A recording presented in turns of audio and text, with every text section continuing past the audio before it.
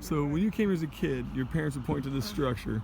They were hanging out here in December, maybe just hanging out, even though it was cold, maybe it was a beautiful winter day. Right. Your dad loving birds and loving the outdoors, maybe he enjoyed the tranquility of the quiet and the snow. Exactly. And they were in the car listening to the radio, obviously, because there wasn't portable radios then. Exactly. So they had the radio. They probably were getting ready to pull the parking lot. Heater going in the car. Probably the heater going in the car. They were probably like trying to thaw out from Grandpa Bob dragging Helen out into the outdoor stuff to show her birds and snow and other things. Exactly. And so they were by this gazebo in this parking lot, and it was a significant date in December. They brought a picnic lunch. I think maybe that's what it was. Okay. She probably brought a basket with sandwiches and stuff. Right, they have like a little winter picnic. Right, and came over the news. It was December 7th, 1941. Mm-hmm. And the news on the radio said that Pearl Harbor had happened and had been bombed. And this was the beginning of our entry into the World War II. And the minute that my father finished listening to the broadcast, he said, "I'm going downtown and I'm going to sign up." And that's what he did. He went down to the recruiting station and signed up to enlist in World War II. I think the amazing thing is what he told your mother. Right. Your mother wanted to get married. My grandmother, right. My grandfather, your mother wanted to get married before your grandmother wanted to get married before the war. What did Bob say to her? They were engaged, not officially. I don't know if she had a ring, but I think there were promises exchanged, and she was hoping that they would get married before he left because she was afraid if something happened to him that they would never have been married. And my father told her, "No, I don't want to do that. We'll get married when I'm back because I don't want to leave you as a widow." Wow. Incredible. Anyway, we're standing in front of what used to be the AMC, American Motors Company, main motor car, automobile construction plant. My father worked here all during the 50s and 60s and 70s. He was a tool and die maker, and he worked at AMC for his entire really working life in different capacities. But it was sold to Chrysler, and then it was torn down, and it's kind of sad. So your dad came back from World War II.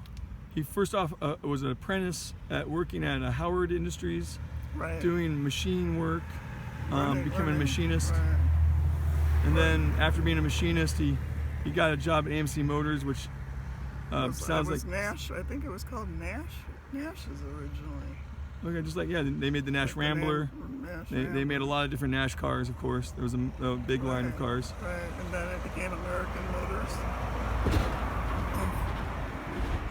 And then it became Chrysler. I guess I think it's only had 3 owners. Wow. But in those days there were strong unions, and in those days, if you worked second shift instead of first shift, you got a increase in pay, and if you were third shift, you got triple the pay that you would have gotten on first shift. They took care of their workers in those days because of the unions and their bargaining levers.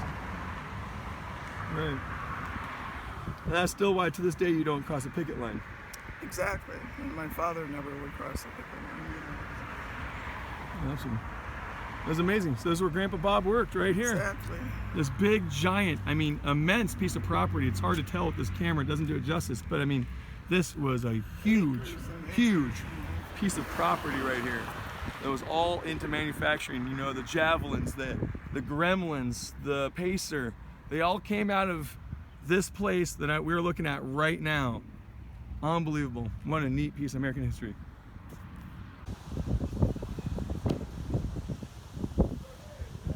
All right, so tell me a little bit about Wells Pizza Company. When I was little, probably 6 or 7 years old, my mother would call Wells Brothers Pizza and order a pizza. My father and I had the task of going to pick it up. When we get there, of course, it was never done. So we would sit at the bar, and my father would order a beer. I can't remember what beer he drank at the time, but he would order a beer, and he would order a orange knee-high soda for me, and we would sit and nurse our drinks until they told us our pizza was ready and take it home and have dinner. Right on. Awesome. This is great. What a piece of history of the family. Grandpa Bob Selke would take my mom here. Rad. All right. Here we go. Orange soda. A beer for Grandpa Bob. Orange soda for you. Cheers to Grandpa Bob. To your father. Yes, Good man. definitely.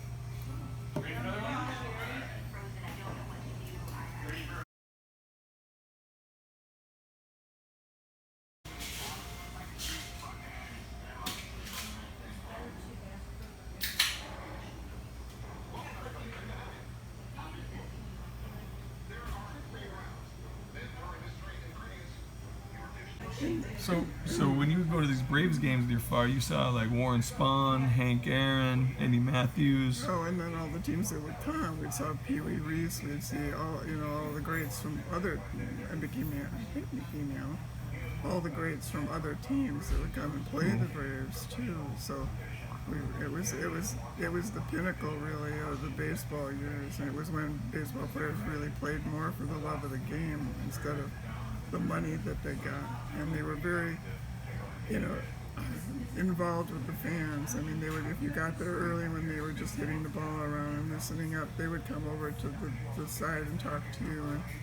And Eddie Matthews came over to me, threw me a practice ball, which I had, and took home. I had him sign it, took it home, and put white shoe polish on it because it had been all scuffed up from batting practice. And I wanted it to be a whiter ball, and so the next game we went to, Warren Spahn was just kind of standing around, and I called out to him, Mr. Spahn, and he looked up where I was, and I said, if I throw you this ball, will you sign it? And he said, yeah, that'd be fine. So I threw him the ball and a pen, and he looked at the ball in his hands, and he said, what the hell did you do to this ball? And I had to explain that I think my father probably explained that I had put white shoe polish on it, and he just laughed and threw the ball back, and my dad caught it and handed it to me. You got to see some amazing baseball. Oh yeah, amazing. I mean, all the greats from that era, Hank Aaron. That's cool. I can't. Wow. How often did you and your dad go to Braves games? We would probably go every other game, so whenever they were in town, for sure, we were gonna try to go. And this is when he was off work, and I mean, he obviously didn't work on Sundays or whatever games he could go to. At night, it was occasionally a night game, even if he was working. If we could get up there for a night game, I love the night games. I love the double hitters. Double hitters. Get there for an afternoon game and stay for the evening game too. That's cool. But baseball was, I think, much more venerated by a broader section of the population. I mean, there are avid Cubs fans, there are avid, Atlanta Braves fans, but because, I think partially because the players are so inaccessible. I mean, they're not very accessible, and so it's hard to build a fan base if you don't want to interact with your audience, Right. Interesting. Amazing. No, it's cool to hear that. Is there a certain game that sticks out to you that may have been like something you remember? The 56 World Series, when we played in the World Series, I think in 1956 probably would be, the preeminent game. Cool. That's awesome. It was a great time for baseball. That's cool. Well, 1950s, interesting stuff. Thanks. I just interviewed you. So, Mom, how's it feel to be back here after not being back here since the Braves were in Milwaukee before they traded? It's very different. It's a very different experience. I mean, there's 4 tiers of stands. I think we had 2 at County Stadium. County Stadium, you had a real flag, not a video version.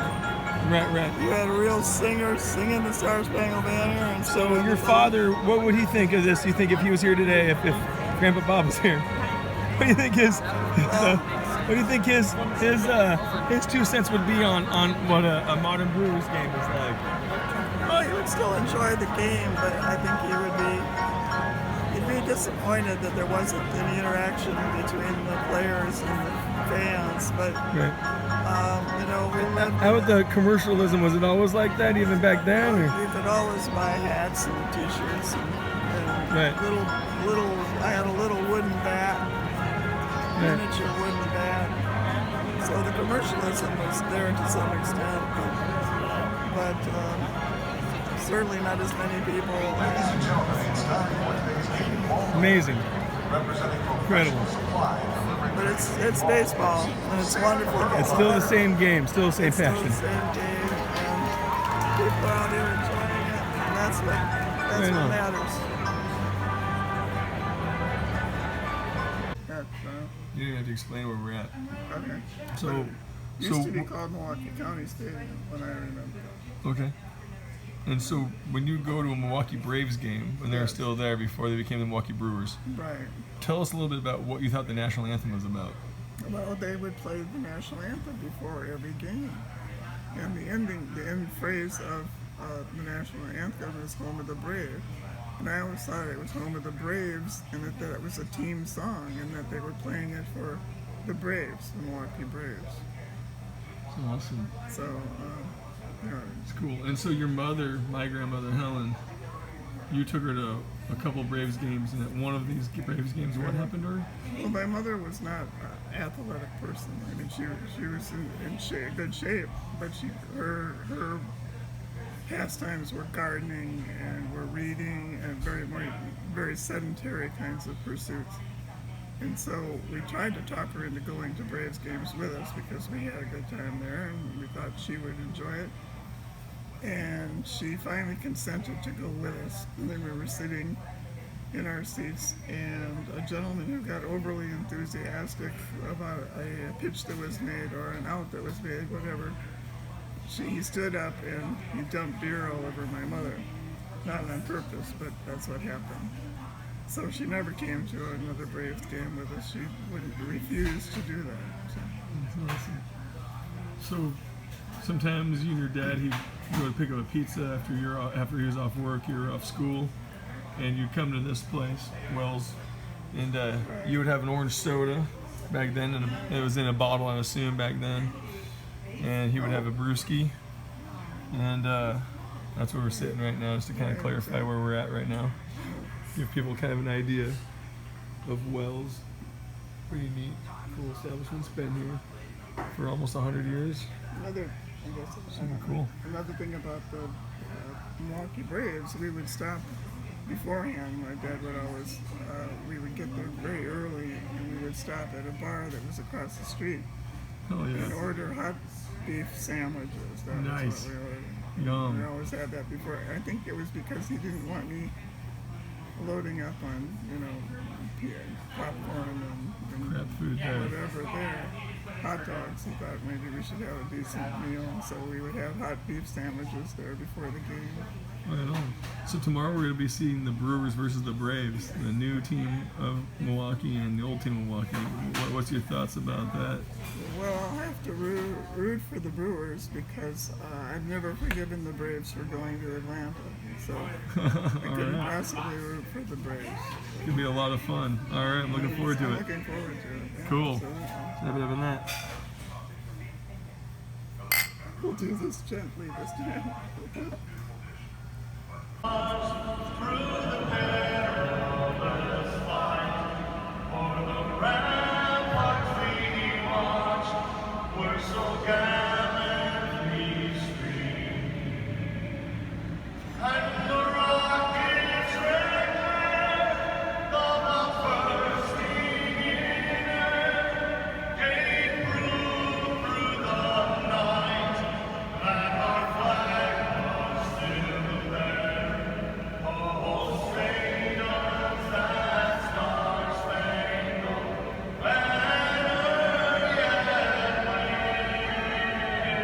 Left the farm was come good home. I'm good home. So come good home. Good. I like that. Hey, Mel, if you had to sum up Racine, Wisconsin. No, don't ask Is it me your words? anything about Racine. Don't ask me about Racine? All right. Thank you anyway. How if you had to describe Nora Lee in a few words? There we go. That might be better. Don't I'm forget not- I'm right here. I and I know. can She's not good with that. I'm not good with this stuff. Oh, Sorry. you're like the guy that was swimming in the water back there that was introvert. Got it. I If am. you could, you would duck in the lake right now, disappear on me.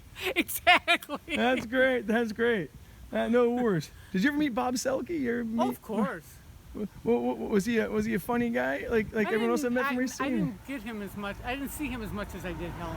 Gotcha. Helen was the mother I always wished I had. That's awesome. Yeah, she was a really sweet woman. Oh, that's awesome. Hey, thank you, Marilyn. Appreciate it. You're welcome. Didn't mean to torch you with the camera there. Sorry about that. Yeah, Mom, you gotta get out there. Go for it, Slugger.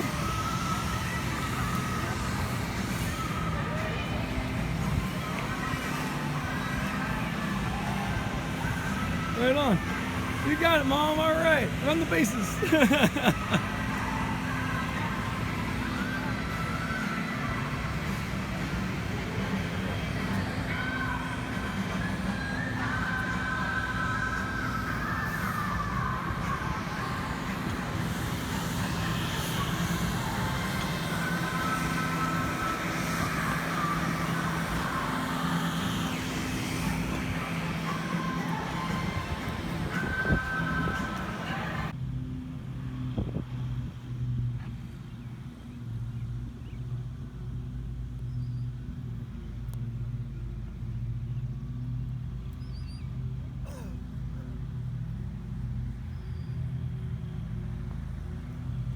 So tell us a little bit about the Hobnob, Mom. It's the Hobnob restaurant where my parents would go to celebrate things like my father getting a raise or a birthday in the family.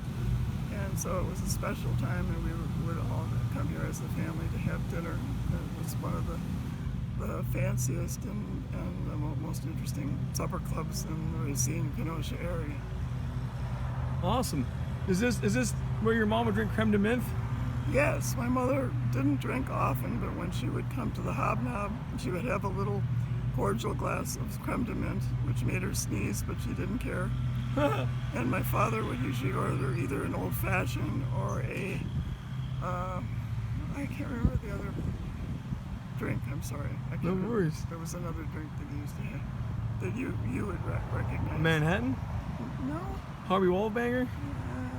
it's like you could get, Whiskey sour? you could get kids versions of it. You know, the kids, they had the Shirley Temple and then Oh, like Rob, Roy Rogers, yeah. Roy Rob. It was a hard version of that. Yeah. So I Oh don't man, know, above my head. but, yeah, I don't Sounds know. awesome. I don't remember. So let me guess. Is this where Helen came? She drank her creme de menthe and then went home and said, "Cary Grant, he can park his shoes under my Oh bed my anytime." God.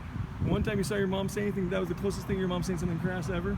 Yes, it was the only time I can ever remember my mother even alluding to any kind of sexual relationship with the opposite sex, and she had just maybe one too many creme de menthe, and we were driving home, and I guess they must have either seen a Cary Grant movie or they went home and watched something about Cary Grant. But later that evening at home, she made the statement that Cary Grant could park his shoes under her bed any day.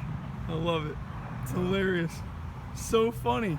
Those are my grandfather, my grandmother used to go and celebrate things. A Hobnob, right here. And if you drive too far, you'll run into Lake Michigan. And they let you know that because if you drink too much alcohol, you just might drive into Lake Michigan. So there are these signs here that are just so clever. They tell you if you're driving this way, guess what? Stop, Lake Michigan ahead. It's great. So let me get this straight. Right here is Helen Selke's plot, Yes. right? And she's not buried here No, because Robert Selke, your father, my grandfather, is buried right here. He was born in 1920, died in 1982. All right, so Helen died in 2007, and his mother, Mary. so your mother's mother-in-law, aka Right. mother's, Mary Selke, died in 1990, and it Exactly. was right here. And your mother said, my final wishes are not to be buried between my husband and my mother-in-law because I don't want to spend eternity next to my mother-in-law. Exactly. So, gotcha. That's funny. And so you never buried her there, even though the plot is reserved and all that jazz and paid for or whatever. So she was 96? No, let's see. If she had died in 96, she would have been 100 years old. And she So she died was in 90. 90, 90, so 6 93. years from, she would have been 94. 94, yeah. She lived a long life. It's amazing she lived to be 94. That's because she drank milk every day. That's awesome. That's what she always Drink milk said. every day. I drink milk every I'm day. going to live long because I drink milk every day. I mean, Let me know. all right, so your father, my grandfather, Grandpa Bob Selke, tell me a little bit of a story about him taking you golfing and tees, the significance of the female tees and the male tees. Indeed. When I was in 5th grade, my father presented me with my own set of sticks, as he called them, golf clubs. Mm-hmm. And he was determined to teach me how to golf. So we came out to this course, not this tee, but one of the earlier ones on the other side. Yeah. And he pointed out the fact that the red balls were to tell you where you stood if you were a man, Mm-hmm. and the white balls were where you stood as a man, and the red balls were where you stood as a woman. And he refused to let me hit off the red balls because he said that, yeah, if I was going to learn how to play golf, I should be able to hit a drive off of the further tee. So Right. I had to stand behind the white balls and put my tee down Yeah. and hit the ball. And so I mean, in a way, your dad was like an early feminist, right? I mean, he In a wanted way equal he rights for was, everybody. He was an yeah. equal rights guy. He didn't want special treatment for anybody. He just wanted everyone to be equal. And He thought everybody should have an opportunity to do what they love, and also everybody, whether you were a boy or a girl, should learn how to handle tools. So yeah, in a way, he was a feminist, I guess. no special treatment just because you were a woman. No, Just because you were a girl, he's like, screw that, Nori. That's right. You're hitting off the men's tees. I don't care if you're a girl. I love it. What a great Grandpa Bob story. So I also heard too that Grandpa Bob he was so diehard. I mean, as you can see, this is Lake Michigan, everybody. This is a lighthouse. It's super, cold out here in the winter, I'm sure. Obviously not a hot summer day like this. But he would come out here with an orange ball in the snow and play like a round of golf, 18 holes or 9 holes or whatever, with an orange ball. Is this true? I think this is maybe a legend, but I do remember him going out in the winter with an orange ball and teeing off, and then not bothering to retrieve the ball. So in the spring there would be these orange balls laying around on the golf course, and Awesome. someone would retrieve Grandpa them. Bob Selke, keeping it real on the battlefield. One of the first feminists, a World War II vet. Yes. He was a decorated soldier, Army Air Force, Army Air Air Corps. Corps, I guess. Is what amazing machinist, a tool and die maker, also an avid golfer, and a man that loved birds, and a bird. loved getting outside. He loved fishing. He was an outdoorsman. Well, hey, thank you so much.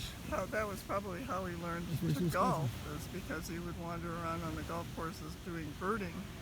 He'd skip high school and come out onto the golf course and look for birds, watch for birds, and try to identify them. And then I think because the golf courses provided the quietest and treed area, then he got hooked on watching people play golf and decided maybe it was a sport he would like to.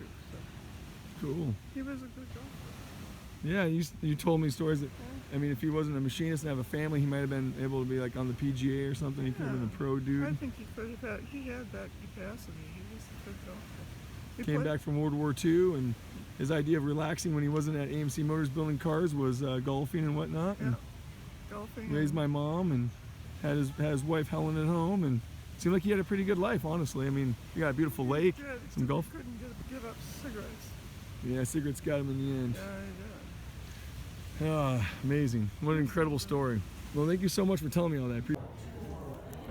So it was 1960 something. You were here for a conference, did. Yes, and I think and you had a chance to swim in the swimming pool. I did. It was a conference around Japanese, Chinese art. I really think it was. Now Uh-huh. that I think about it.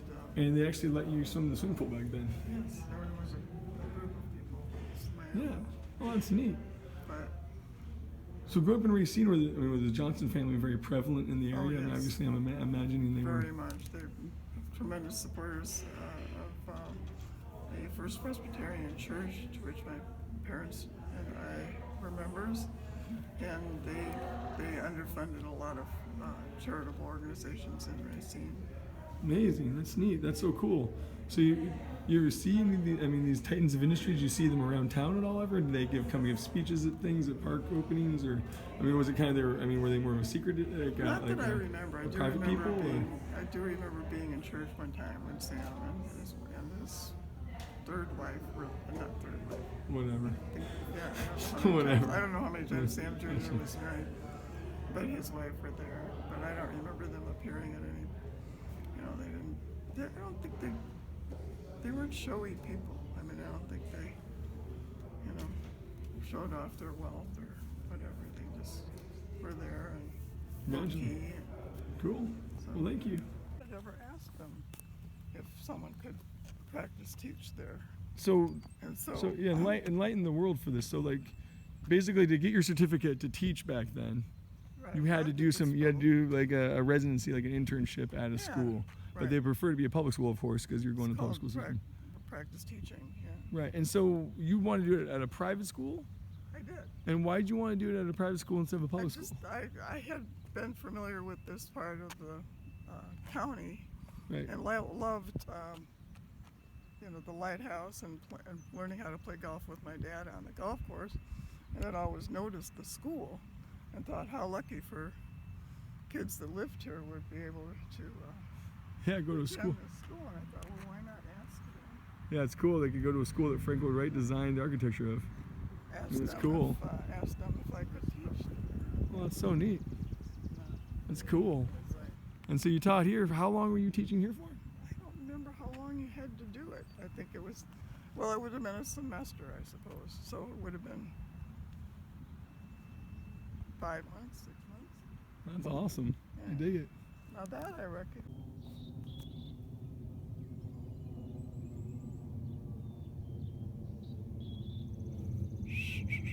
So your father had a code with you with the chickadee whistle, right? Like the whistle, that majestic whistle we just heard of the chickadee? Exactly. What would he do with the chickadee whistles? Like if you got lost in a store or something like that as a kid, Right.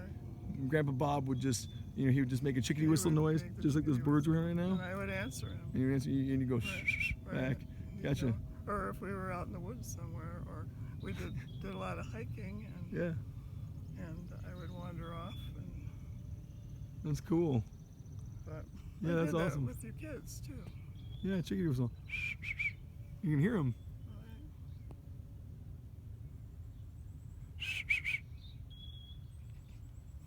Yeah, you hear the chickadees. Okay. Amazing. That was a kitchen window above the counter. There's a see-through picture window. Two windows in the back. So this is your childhood home right here? Yes, I'm sorry, but it is. So you're 8 years old. Bob Selke bought this house, was there kind of overseeing the construction companies that built it. He bought this house. Helen, you, and him moved into this house when you were 8? 1956. 1956 you moved in this house. Right. Wow. Amazing. Before, I'm going to scare this guy in here. Yeah, because I was born in 48, so it would be 1954. That's neat. Oh, right on. And this is a lawn. I planted that with my mom. I'm going to look for. She became an administrative assistant at Harley Davidson. No way. In Milwaukee. So the lady that grew up there, one of your childhood friends, became high up at Harley Davidson. And her father was a bread truck driver. He was a drunk.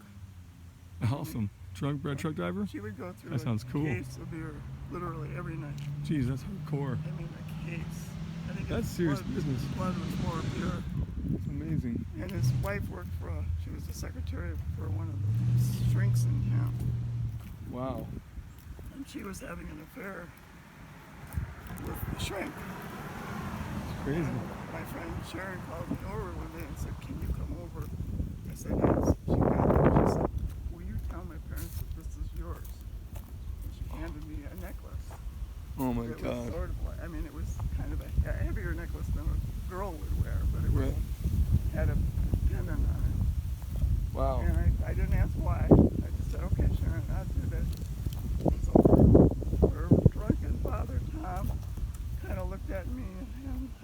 Mr. Tully was his name. And then he said, Truck delivery guy. yeah, and he said, oh, that's a nice necklace you have. Where did you get it? And he said, oh, I bought it at a store when I was with my mom. And that was the end of the discussion. Wow. So I saved their marriage, basically. That's amazing. Because he never found out that his wife was Jeez. screwing Too talented. the fire. That's amazing. Yeah. Oh yeah. But this whole section had to have been the forest. I mean, those trees were right up to the street at one point. Mm-hmm. There was a tree in there that it's a tree. So you worked at this A&W back in 1960 what? It's probably 65. 1965. You were working right here. And so this is like the car hop place you told me about, where a guy you'd come out and he'd give you a tip, where he would just put nothing but quarters down on top of the You plate would and just stuff. fill the tray full of coins. That's cool. So, nickels could be quarters. Everything was extra. Wow. So this is like the hopping BMW, I mean the A&W. So now the question I have is with the A&W now, was this like where you drove in at? Was this where that's where the cops, so that's where you come out to the cars and put little things on there?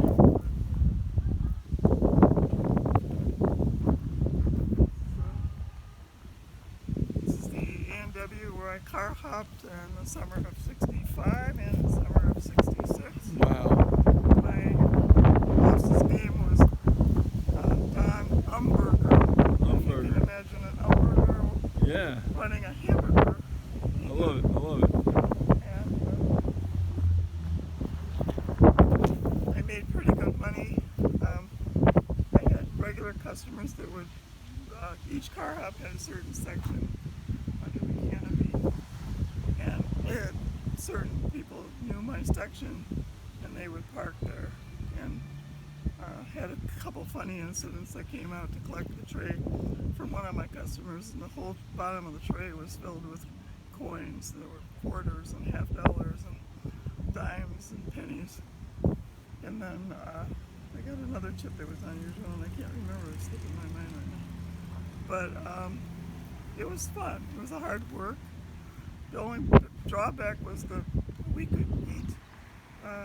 For lunch, we could eat whatever we wanted off the menu, and that did not do Well, with your with body weight. my body weight. But got to meet a lot of interesting people. Oh, I bet. You got to meet some interesting humans, huh? Like, that's cool. Even though I was only getting paid $1.10 an hour, Yeah. I made money in tips, so Damn, dude. that counted that. That's crazy. One weekend I made $39 in tips. Whoa, that was good money back in 1965. Right, and that was in addition to my $1.10 wages, but Jeez. and you didn't have to declare your tips in those days. So, Wow. so So you're making $1.10 an hour working here. right. $1.10 an hour is what they paid you in this place. Yeah. All right. Give me a second. Hello. When I was in high school, a friend of mine named Betsy Klein and I wrote a song called Dirty River, and we used to sing it when we walked around. It's called Racine, oh Racine, Racine, how you make my river quiver with your torn up streets and your dirty river. Oh, I love you with my heart, and I love you with my soul. Oh, Racine, but a hole, which wasn't very nice. And now that I'm back visiting some, at least 25 years or more, it's changed so much, and it's a beautiful city. And I never would have sung or helped write that song. Cool.